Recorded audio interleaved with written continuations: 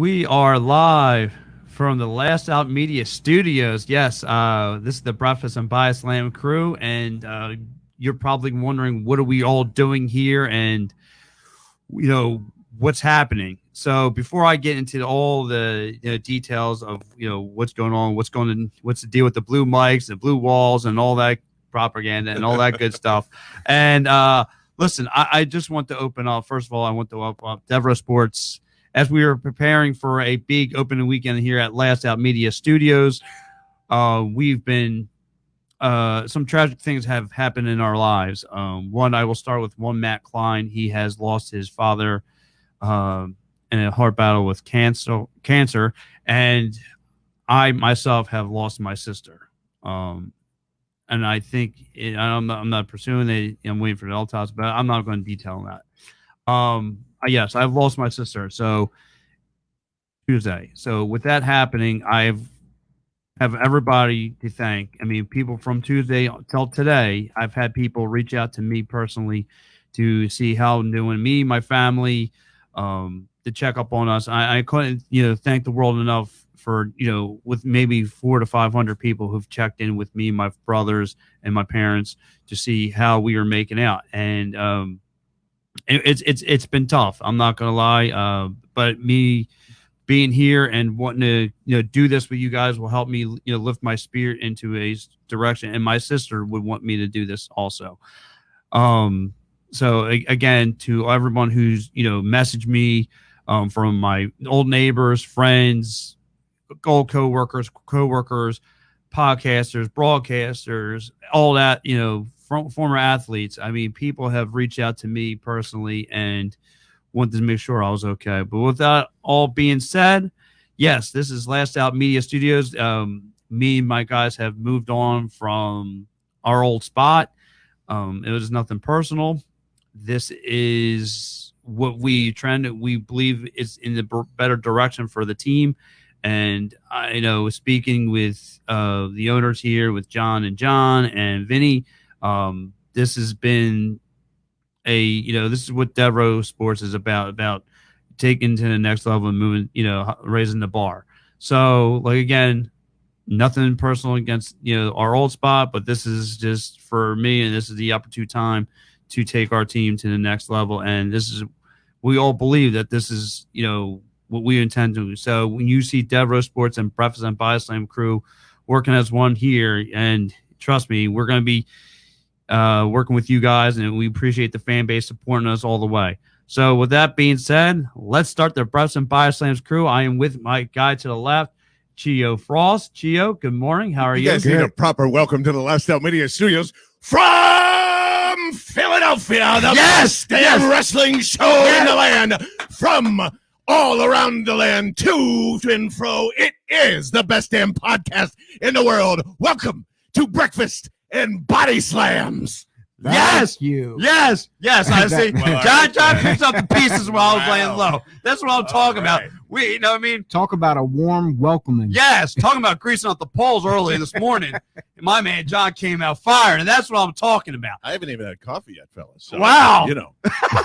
I haven't even had my protein shake yet. Yes. I still have pre-workout in the body, but that just beat me. Yes. Now I feel like I'm about to come through the curtain. I guess we're all just slacking off a little bit, but he just blew it out the water for us. John just came out fire. So, again, I'm here with my man Chio Frost. Chio, good morning. Good morning. Like they both said, welcome Breakfast and BodySlams viewers, listeners. We're here live in the Last Out Media Studio here, and we're getting things done today as we have a good topic for you. And not to mention, like I said, we got Pat, a.k.a. Frankie Frizzo, as well as Dennis Reaper, and myself, Chio Frost, as he already been saying, calling my name out over and over again. That's what I've been doing. But we're supposed to have a couple other guests here. They're not here yet, so hopefully they arrive. If not, we're just going to keep the show going. And just going to give some cheap plugs and shout outs to the rest of the Devro podcast crew, the teams. Devro, the Gobbler Inc. Yes, the Gobbler and the Solomon Squad are on this Sunday, 9 a.m. for the Gobbler Inc. and 10 a.m. here in studio. Did their hours change? No, the flip flop, or is this new? This is going to be the same hours. We're just opening. This is home opener. This is the home opener to the Last Out Media crew.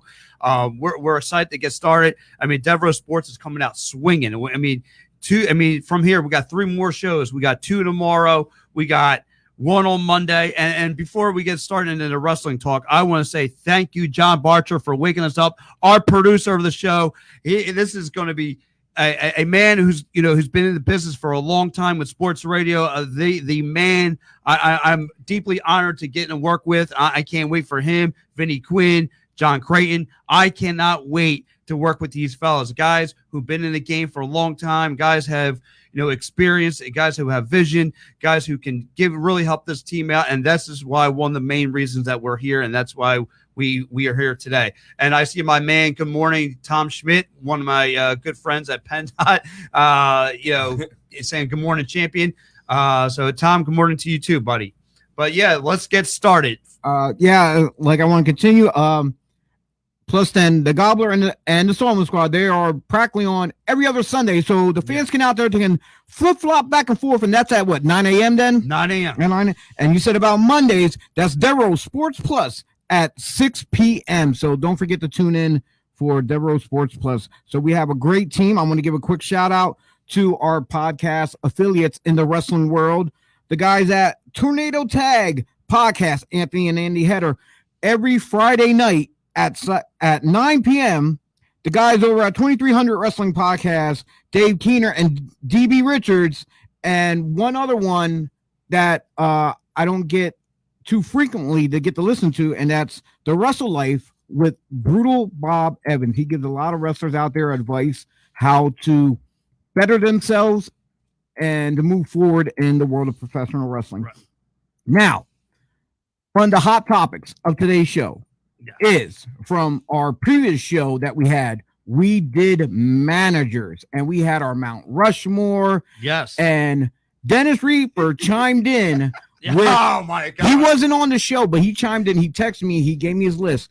And the last one on the list was Vicky Guerrero on his Mount Rushmore. Today he claims he's ribbing us, but you know what? I'm going to give him at least 1 to 2 minutes to plead his case why Vicky should be on a Mount Rushmore. This is like more like the Jared Springer show. You got to explain yourself here. First off, I really was ribbing you guys. But in my defense, I think Vicky Guerrero was a great manager. Without a doubt. Everybody she ever did manage, right, got gold. Every single one of them. She helped make those wrestlers way better because of the legacy she came from. You know what I mean? So she is a Guerrero. She learned from the Guerreros. She is phenomenal.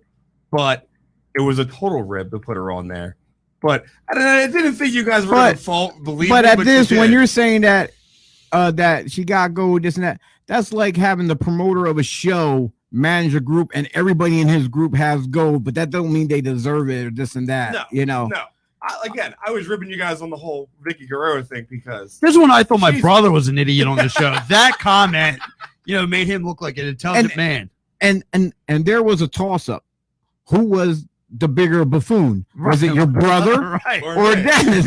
Right. And we were trying to figure it out. Right. No, I was totally ribbing you guys. I didn't think you guys were going to believe that one. I was waiting for you guys to yeah, Dennis, that's not happening. No. But everybody else on the list, 100%. Is my Mount Rushmore. Yes, I agree with you with everyone else. Vicky Guerrero was a great manager. Is she a Mount Rushmore manager? No. No. Well, I'm glad you clarified that up. I just didn't think you guys were going to put me on the spot. And then you guys put me on well, I'm just going to defend myself here. But she was a great manager. Is she a Mount Rushmore manager? No. Okay. Now, with Dennis putting us out there with that little swerve of his, do you find his actions, him innocent? Or guilty with 3 X's on it. Guilty. Throw him in. Put cuffs on him. I vote guilty as charged. So I got cut off America's Got Talent with the 3 X's on it. Oh yes. Your You must walk around in shame. So we do have a comment. My cousin did just comment. Goes, Vicky is a heat magnet. Absolutely. That's what she was good with. She could do anything she wanted to get fans to hate her. But she's not a Mount Rushmore manager. But she was good. She's for female, she's one of the top in the top 5, I would say. Top 5 female managers. I don't know. I don't know. Top 5. I'm saying And the thing is, Mount Rushmore is only 4, so she don't even make the. No, I'm just saying in managers in general, for males and females, she's one of the top 5 female managers in the wrestling business. Okay, well, you pled your case on Vicky Guerrero. Right, we both found you guilty. You must hang your head in shame from here on out. I'm not gonna hang. Look, I got Luna Machon ahead of Vicky. Okay. Okay, so let's move on now. Yes. Let's catch up a little bit because some of the people don't know what other projects we got going on out there. So, Dennis, you want to start with what do you have yourself going on in the wrestling world, or or projects? I have a bunch of things going on. So we have my own wrestling promotion called DEFCON Pro Wrestling, DEFQON, not DEFCON. Check them out on Facebook. Find me on Facebook, YouTube, Twitter. We have it all going on. Instagram. Hopefully the green light happens where we can run our first show either in July or September. Hopefully it's soon. Buildings are waiting. They don't want to sign the 12-month deal because of the whole COVID deal still. But that's about to happen. I have what's called is Reap the Future with Dennis Reaper, which you're going to start July 24th. And that's your new podcast.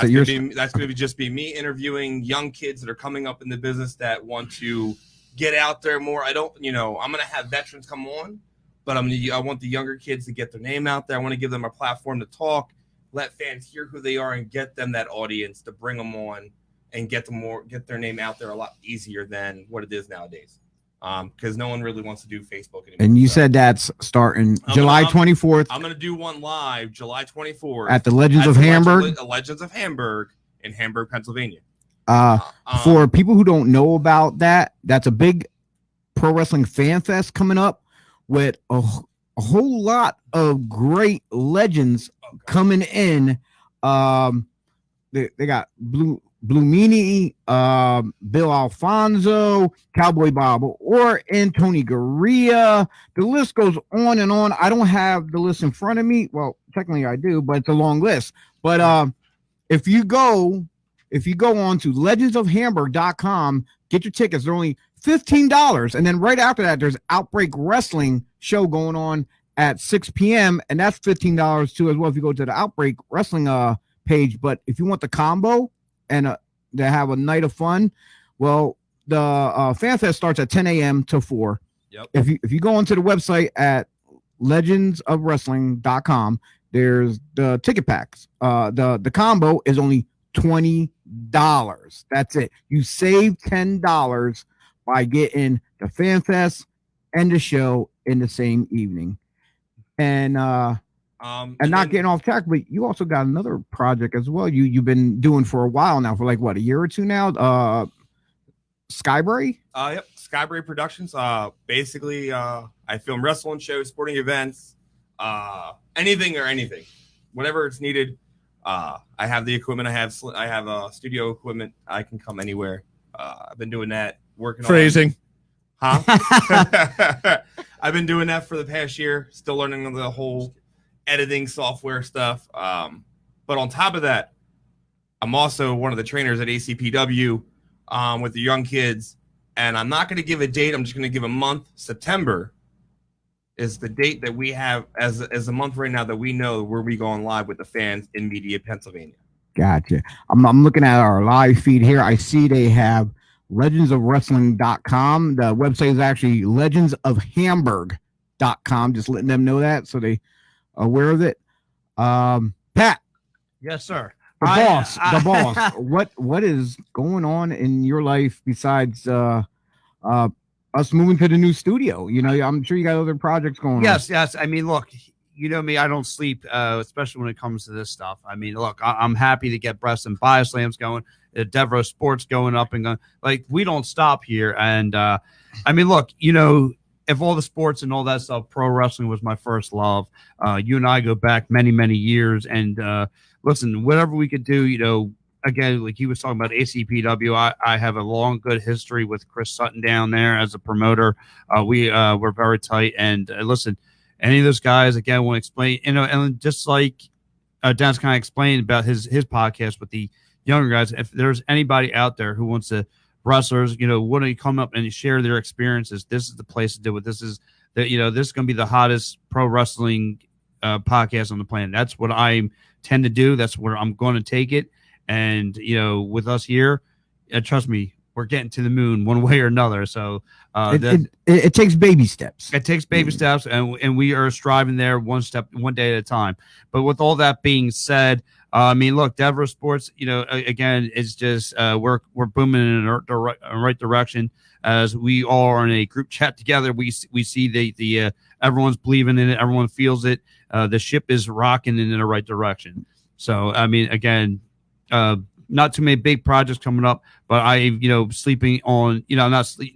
I don't sleep as into what I want to do with this company. Like I have extra, good things coming up for us. Trust me. I know it sounds like a bunch of malarkey I just threw out there, but I got a bunch of stuff that's coming up with us. Yeah, like I just said, it takes baby steps. We all have these ideas, but time, patience, even money is a factor too, especially when you want to invest in yourself and your company. If it's not there, if the funds ain't there, you just got you got to take a back seat a little bit sometimes, until you're able to catch up.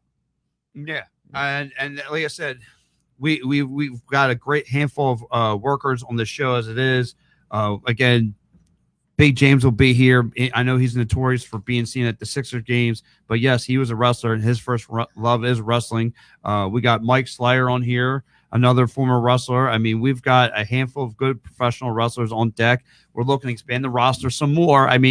Again, people have been hitting me up, wanting, hit up Dennis, hitting you up. How can I get on? How can I be part of the show? Well, listen, just like in our pro wrestling days, you got to show us something. You got to show us your talent, and it's gonna be kind of hard to get on the board with us. It's not talent wise. It's more the like, hey, you reach out to me, I reach out to you guys to see if it's cool. If you confirm you're gonna be here, be here. Yeah, and let's do business. Yeah, yes, and just like in the wrestling days, if you're not here, the show must go on. Yeah, exactly.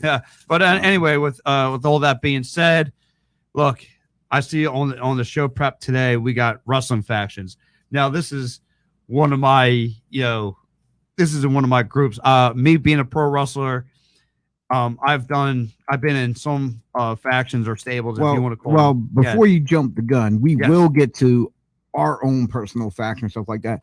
But what's some of the factions that you guys grew up on that you enjoyed? I'm like, it don't have to be a clique faction as far as like, let's say the Horsemen, like that, like how they were a clique. But if it was just a manager that had a group of guys and they didn't really have a faction name, but they're a stable, they're a group, a clique, a faction, what were some of the ones that you actually liked? Obviously for me, hold on a second.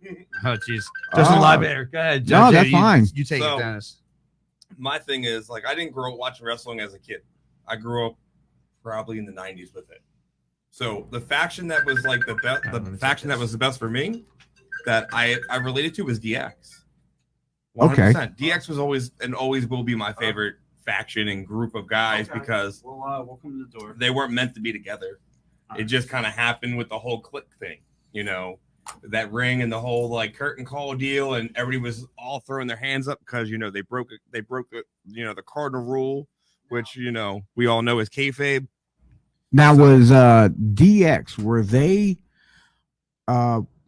around when you started, or was that before you, or that was way before I started wrestling? Okay, before you were a kid. That was when I was a kid. Like this is like because you're younger than me. How much younger are you than me? I'm 34. Oh yeah, you're about 11 years younger than me. I'm 40. I just turned 45. I could be your kid. Yeah, you could be. I could be, but we're not, thankfully. I don't know. I see the resemblance. Let's wait for the DNA test to come back. Yeah, exactly. The 23andMe. Yeah. Hey, Dennis, you got any Puerto Rican in you? That's a different conversation. Yeah, okay. But no, so DX is my all-time favorite faction. That's the faction I was always sticking be with, and I enjoyed. And then there was NWO, because I had my WWF at the time, which is now WWE, and then I had the WCW, which was NWO. So I loved it. Like for me, it's like always classic, and everyone across the board is gonna agree with me on this. One of the best ones out there was the Heenan family, because he had a wide array of different talent with different skill sets, but they were all professional. They all can go. They all can handle themselves, and and then with Bobby, with the gift, the gab that he has, and just to speak on the fly, especially like his commentary and stuff. Oh my God, he literally killed it. Especially like if he's insulting someone like Big Boss Man's mama, and then one of his guys got to step in to defend him and this and that. But still, he had a whole right. He had what? Andre, Haku, Perfect, Rick Rude, Brainbusters, Hercules, I believe at one time. I believe. I'll have to look it up. I know. Me too. Me too. And one of my favorites was Paul Orndorff when he did the steel cage match with Hogan on Saturday Night's main event, and they had to restart the match because they had the video clip where they both feet hit the floor, and they had to restart the match. And then, of course, Bobby, as great as he is, taking those bumps off the cage when the babyface or Hogan or whoever would take him and heave him like halfway across the ring, and he just like mangled himself. You didn't know how he landed, how he got out of there, but he was a great guy. Another one that I really much enjoyed was similar to Bobby Heenan, not as himself personally, but as for his array of talent he had in his squad, was Paul Lee when he had the Dangerous Alliance in WCW. Yes. When he had Rude, like Eaton, Larry Sabisco, Anderson, Steve Austin. That's right. Yeah. Stone Cold was a part of it, and the First Lady, Medusa Maselli. And just in case any kids are watching this, you don't believe Stone Cold was part of ECW, look it up. He really was. No, I'm talking about before ECW. When he was in WCW. True. Oh, I forgot about that. When he still had the blonde hair going the kid becomes a kid. He got you. He called you out. But we have a bunch of people chiming in on this, so let's look at this real quick. So, let's see. Well, first, I want you to respond to Chris. He says DX was boring. That's what I was going with. So, Dave from 2300 said Heart Foundation, and Triple Threat. Someone else said Heart Foundation, and then the guy Chris said DX was just boring. Well, for them saying Heart Foundation, we're more or less looking at the whole. I can't. Well, I would have to go with Jim. At the time, who did Jimmy Hart all manage while he was with the Heart Foundation? He had Heart Foundation, Honky Tonk Man, Danny Davis at one point. I think so, yeah. And my mind's drawing a blank. I want to say Dino Bravo. But I think the guys from 2300 are going to chime in on this and get the info. Well, see, he's already chimed in a lot. See, here's the thing. It's easier for these people in the chat room to chime in because they can open up a secondary screen on whatever they're looking at, and they can Google it, this and that. And we're here talking on the fly trying to remember this stuff. Well, I could look it up. I got my tablet looking at me, and I'm looking all pretty. I got my cell phone here with us live. You're all bougie over there just sitting. I am all bougie. Yeah, you got the bling bling on going on. Well, yeah. I wasn't talking about that. I was talking about your pretty bracelets. My bracelets. That's from your baby girl, ain't it? Yes, they are. Yeah. Okay. I wear them every day, all day. Besides when I go to sleep and shower. I don't want them to break and get ruined. But back to Chris saying DX was boring. There was times, yes, that DX was.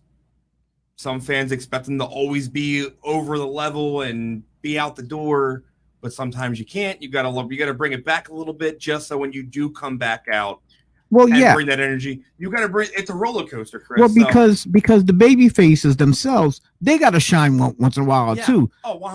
The DX as comical and the way they were, they couldn't get over all the time.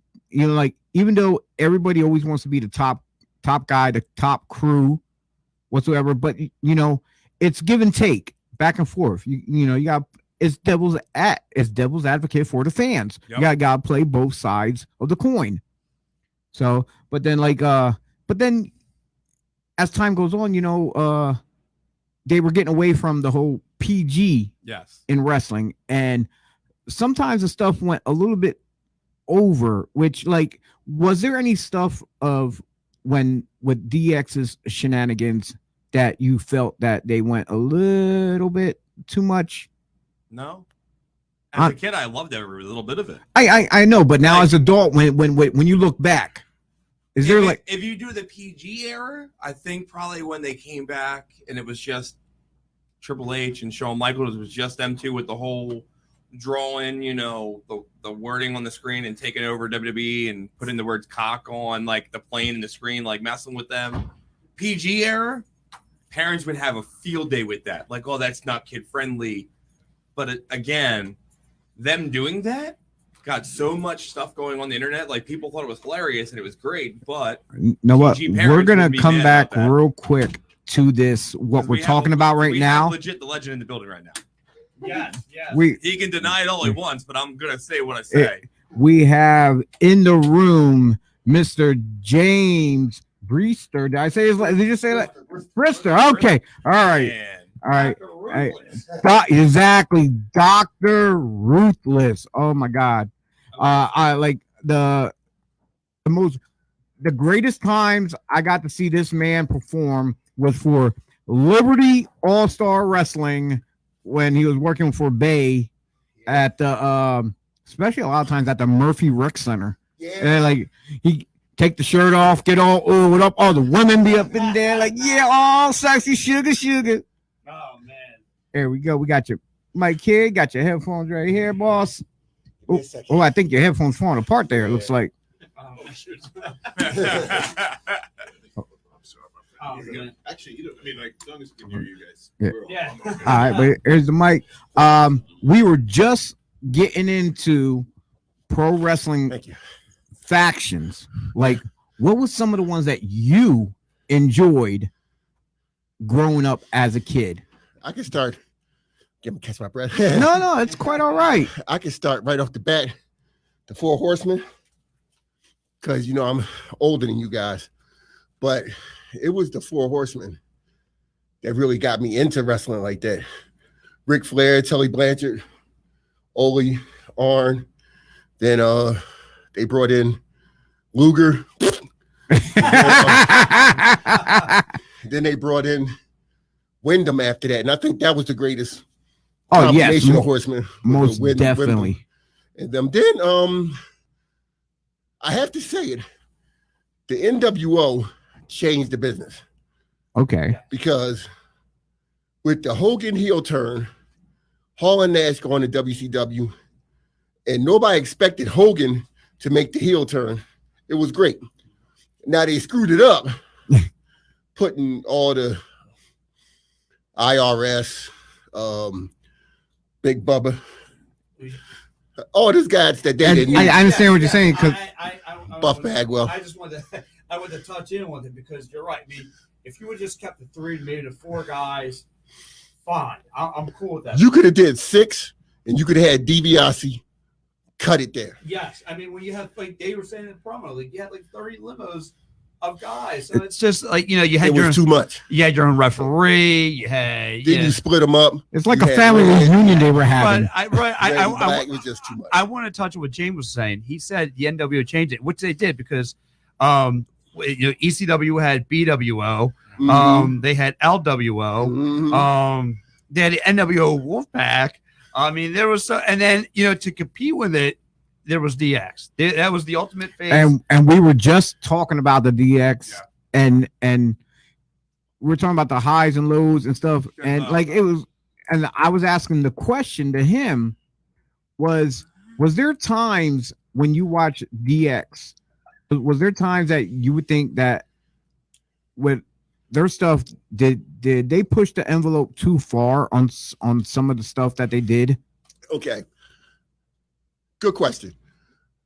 The envelope was pushed, but they had to push the envelope because WCW was kicking that behind so bad. Oh, God, yeah. They had to do something to come back. So when Vince had that meeting with the locker room saying, we're going to dump all the cartoon characters and make it more real like Jerry Springer, Yeah. you had to. You had to do it. Now, as an adult with kids, I would have never let my sons watch that. You're right. Right. Well, especially, Never. doing the DX, gestures. And that's what I brought up. Like the DX, when we all watched, that was fine. Now the PG era, when Shawn and Triple H came back just themselves to going out against Vince McMahon and drawing the the words cock and the planes and stuff. Yeah. Parents now weren't happy with No. that because like, oh, this is not PG. Okay. Oh, this is DX. They made it as PG as possible. Yeah, but that's the biggest one that turned my stomach, what they did was, and I still say it to this day,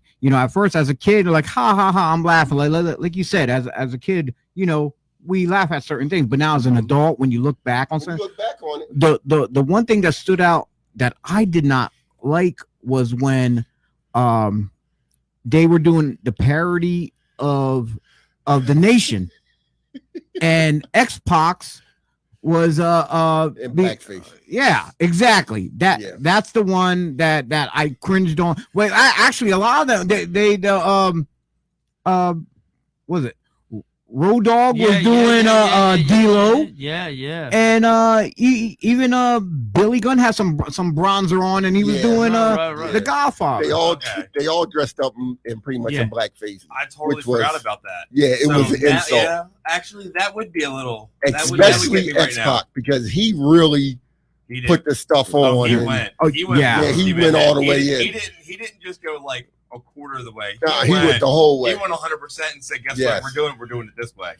and it was too much. And I agree And with you. now on I totally forgot about Yeah, that. that But one there until you really mentioned that there stands out for me, because like the only part that I found out that was funny about it wasn't the whole racing, but the part is just when he had the word Miyazark for Mark on his shirt. Right. It said, and that was the only part that I laughed at. But like, I'm like, regular fans are not going to get this. It's like Right. Miyazark, like Mark Henry, but Well, the average casual fan wouldn't have got that. But if you was a smart mark and with the internet just booming, you knew what Mizark meant. definitely.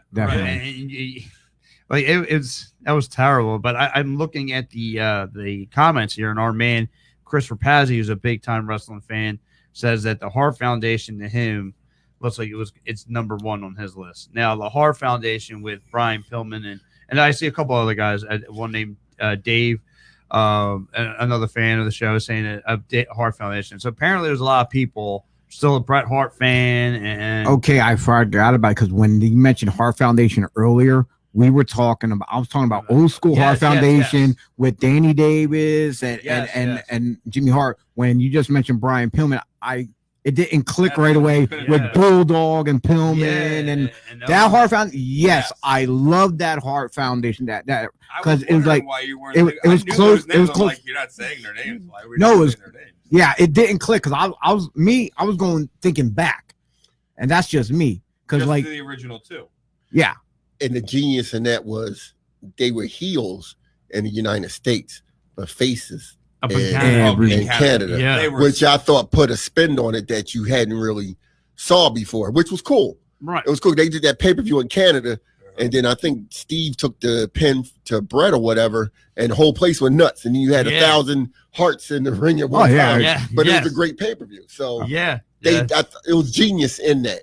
Right, right. It's almost like it was almost like a game. You go to Canada, you're getting booed, you're getting popped, and then you come in here, they're getting booed. Yeah. But like you were saying about with me, like my greatest of all time, had it been the NWO, because I was like maybe like I'll never forget, 12 years old, seeing Hogan come out, I'm going bananas. Yeah, he's gonna rough up Hall Nash. Yeah, he's gonna be, and then he drops that leg drop, and it's over, and it was just like, Well, but like on a consistent basis, when your fans are throwing stuff at you week in and week out for like 82 weeks straight, you're doing something right, and you're over. I mean, and then on top of it, the owner of the place, the commissioner, joins you. Now they're putting matches in your favor and stuff like that. So Taking I mean, belts off you and putting them back on their buddy. Yeah. So it was a cool ride with the NWO. Like again, to me, the NWO to me, if I had to rank them, they're at number one for me. Okay. I got them right they're there. My number two.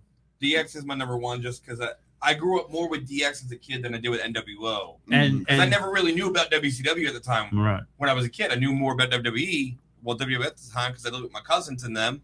So, and my neighbor, that's all they watched. Right. And personally, the promo I guess Vince gave the green light for is when they had, go to WCW and take the shot when they arrived up with the tank. Dude, that was great. That was great. That was great. Look, and do you know how many companies have tried to redo that? Like with these, like I know when I lived in Orlando, TNA tried to do that when WWE was in the area, and it failed. I know because Smart Mark knows are trying to do it. Like you can't redo that ever.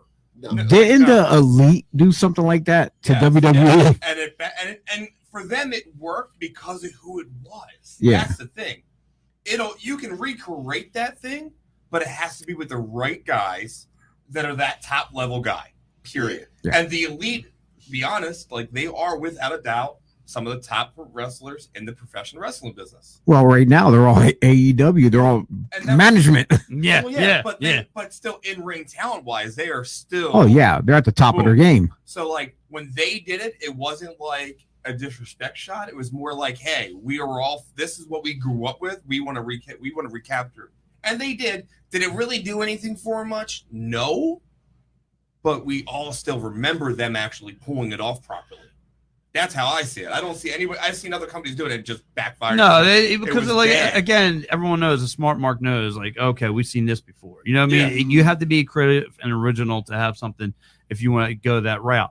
But yeah, like again, you're trying, and it's bad now because with WWE trying to be more like the sports world of having this draft all the time. You don't have those. I don't think they had that this year. No, right. Well, they did.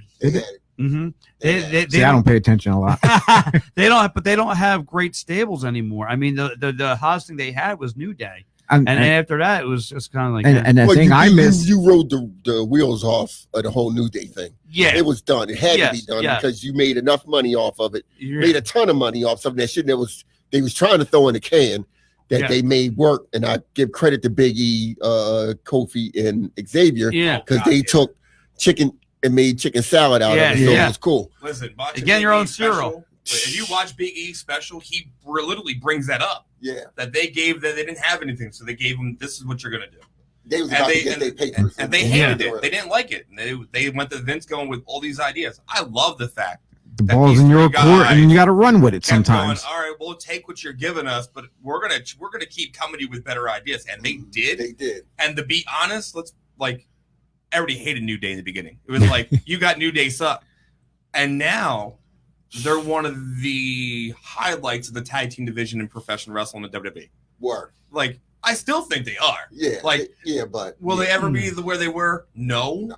But they are. That's another topic. Yeah. I just noticed in the chat room we had our good friend Mr. Phil Stamper chiming in. The president of professional wrestling, Phil Stamper. Just I like my kind of rib for him is, well, not for him, but for myself. I call myself the governor of pro wrestling, the grumpy old vet, Gov. So, that's me. I don't want to cut us off, but before you walked in, we actually, before we got into the faction part of it, we were actually catching up of what's going on with ourselves. What is going on with Mr. Dr. Ruthless himself nowadays? Well, when the pandemic hit, I went into self-quarantine. So I've been in the house. Okay. Doing like a lot of us. Like a lot of us. But I'm starting to get out there a little bit more now. So it's hard getting these old legs going. Hey, this is hard me getting old legs going, but I get them going. I'm currently just pretty much chilling. I will be down at the Wells Fargo on Wednesday. Nice. So that's good. Also, I've started training Okay. 2 people in particular. One is my oldest son, Awesome. who he originally got into the business, took time off, and now he's back, and they're running the show today over in Jersey. So I'm gonna go check him out. And on top of that, Where at in Jersey is he? shoot, I can't remember right off the bat. Who's cool? It's Super Kamikaze. Oh, super crazy. Super crazy. Super Okay, crazy.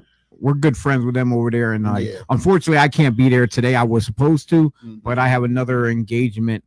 I'm gonna try to shoot over there, and I want to go check him out. And on top of that, I'm going to be his manager. Sweet. So Well, that's I awesome. am coming out of retirement to manage. It's about time. So yeah, I sat on Now, speaking of managers, yeah. part of the faction conversation was like not just factions, but managers who actually had factions. I had like Bobby Heenan on my list, and I said about Paul Lee having the Dangerous Alliance. Mhm. Now, us coming up in the business when we did, what were some of our own particular factions that we belonged to, and which one was your favorite that you were a part of? Because I'm sure we were a part of So, several, maybe. did James you start? Yeah. since you look like you were eager to talk right now. Well, I was in a couple. The one I remember was we were the Buffalo Soldiers.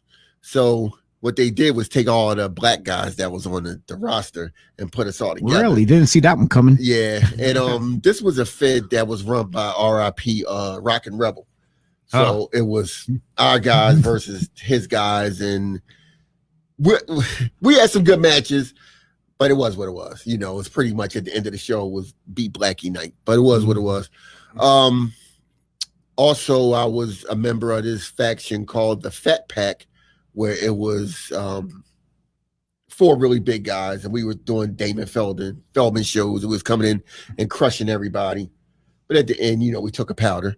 And then another one was Fame, F-A-M-E, which was famous as main eventers. And that one was working because I had my son in it. I had Slim Whiskey in it. I also had Miss Faye Jackson in it.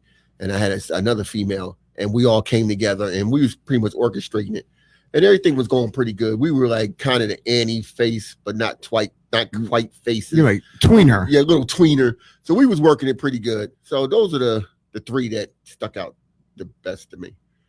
And so which one was your favorite? My favorite, I would have to say Fame, because that was my idea. I brought it together. I had guys that, like I said, it was my son, Slim Whiskey, had Faye, and it was more at home. It was homegrown, and I was helping them because when I came into business, nobody was opening doors for us, but I was opening the door for them. Yep. So that's why I liked it, because it was allowing me to help them along. I was this close of thinking you were gonna pop out with the Himalaya Players. Well, we weren't really A tag team. Yeah, we were just a tag team, but then we brought in yeah, I was gonna say, but didn't it grow yet? Yeah, Ron just the Star, 3 of and us. wasn't O-Dog and Lucky. Lucky Larry was. Dog wasn't in it. Okay. It was just the 4 of us, really. All right. And R.I.P. Lucky Larry. Yeah, I mean, for me, I've got to. My first one was with me, Vinny Fixer, and they were want to put Francine with us from ECW. That was what's his name? Doc Diamond trying to push for that as hard as he could. Couldn't get that done. Then when I went to ACPW, I did a thing. I didn't even have a name. It was me, Vinny Hoffa, and what's his name? Danny something. He only lasted about for a cup of coffee, but because he couldn't work. But anyway, it was us in a group, and like I'm like the only legit Italian in the group. So like they try to make like a little mob thing and into it, but that only worked for, like I said, a cup of coffee. Then I got the honor to join the Crash Crew, be like one of the latest members. So I got to be in that group. So you being a part of Crash Crew, was you like Owen Hart being a part of the nation?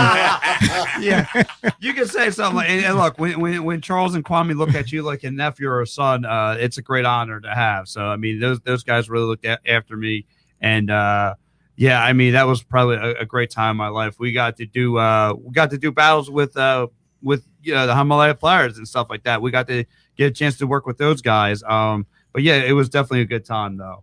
And yeah, that was pretty much my favorite time as being the Crash Crew. Okay, Dennis. Let's see. I don't even know what the name of the first group was. That was like when I first started. It was me, Miss Dixie, Virus, Mark Mess. Okay, I remember. Like my trainers. Like that was the. It was like what? I was the manager. I'm gonna say it was called group. Team Cutting the Edge because wasn't the promotion name Cutting Edge Wrestling? I don't even know what the name of the group was. I just knew like, hey, you're gonna like. My first spot was like I was training to wrestle, and they had me manage guys to take on Cage and all them at ACW out in Stevenstown back in the day, or Denver, PA, where originally it was. And then Cap and them were like, hey, you're going to manage us. You're going to bring, Virus out with the chain and all this and that. So for like 6-7 months, I was part of this team. And then when I started wrestling at LVW, as horrible as the name of the team was, it was me, a gentleman named Skull at the time. Now he wrestles as a different name. Or as he wrestles as Synod. It's SICEND.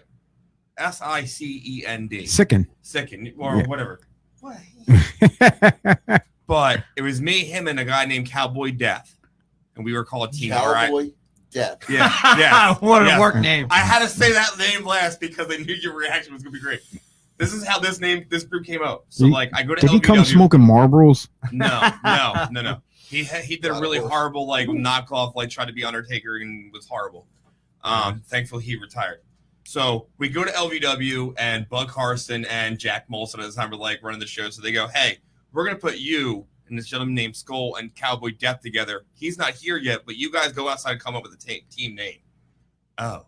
Okay, cool. I'll do this. Whatever. We're outside talking. We're just laughing, smoking cigarettes at the time. And Molson and then come out and go, hey, by the way, you're called Team RIP. Okay. And to be honest, the LVW fans loved it. We were over in LVW because it was like, cool, team rest in peace. I get it. But it was the lamest thing we could have ever done. The greatest thing about it is we got to work Axel Rotten and Pretty Dream at the time. The only part about I loved it was working Axel Rotten because he wanted to swing the chair. Everybody knew it, and he asked us personally. He goes, "Who's had head injuries?" I raised my hand because I've had a lot.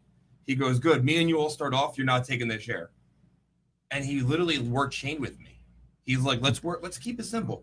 Oh yeah, I worked underneath his wing and let me do that with him was probably without a doubt best part about that group, right? Yeah, I'm like some people are surprised when you actually find out that Axel can work because I had the opportunity to working with Axel in a tag match down in Delaware and me and him were just going back and forth, but it wasn't nothing fancy or anything like that because we were two big guys, but the fans were into it. It was simple and we kept a little haha in it as well.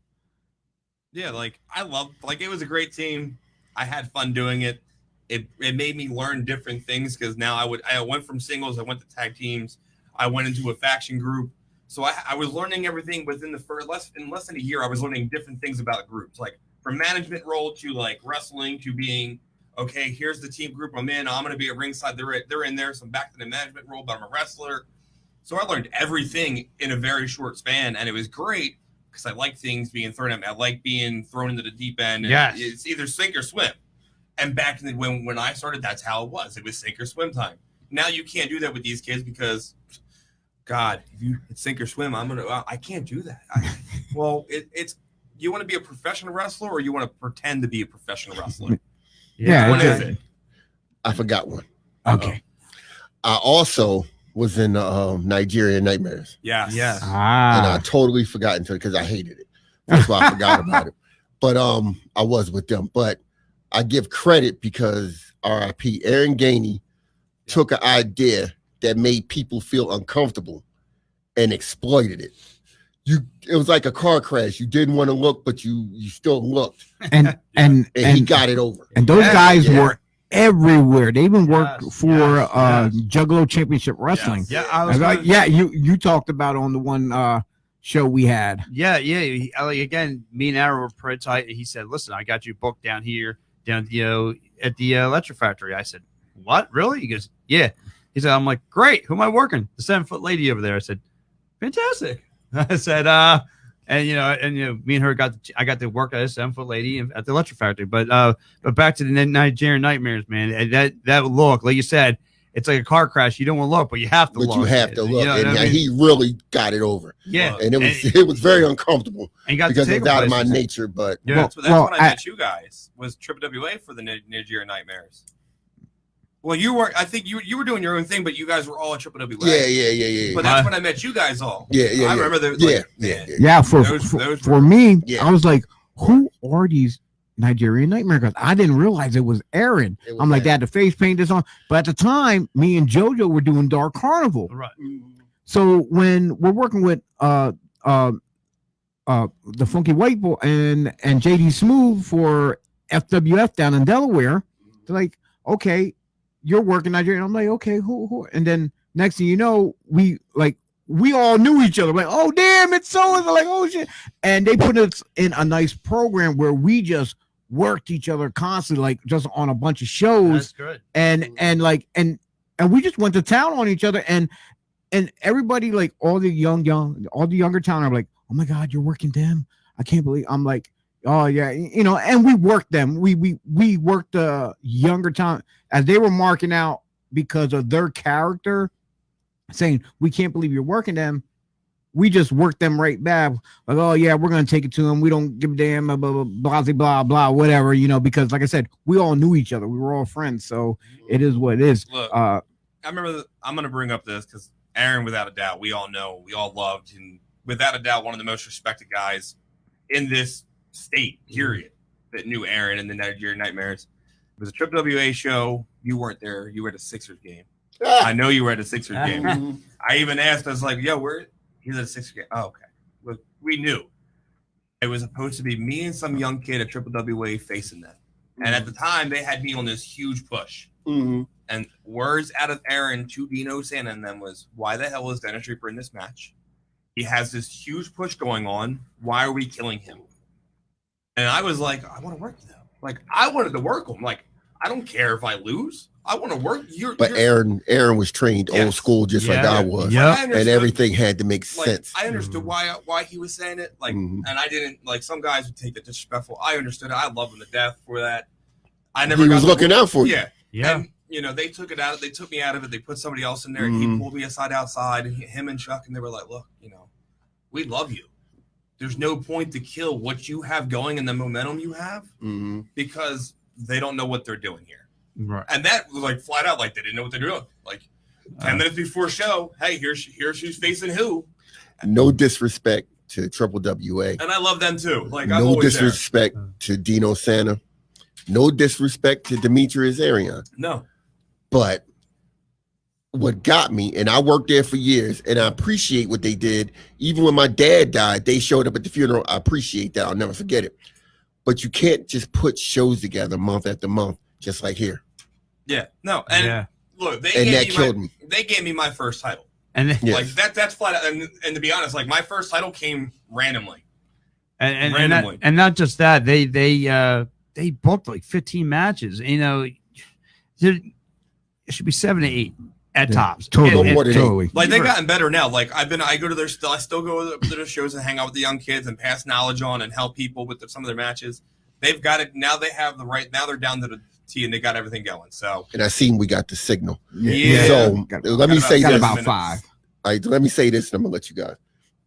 What you just said is my beef with the business right now. You should be able to take constructive criticism from a vet without taking it personally. Yes. And that's another reason why I kind of stepped off from the business, because I was coming to shows and I would say, okay, great match, but do this, that, and the fourth. And if you're going to argue with me about what you just did, I'm done. I can sit home. And my good buddy LeGrand says quite often, my couch is comfortable as hell.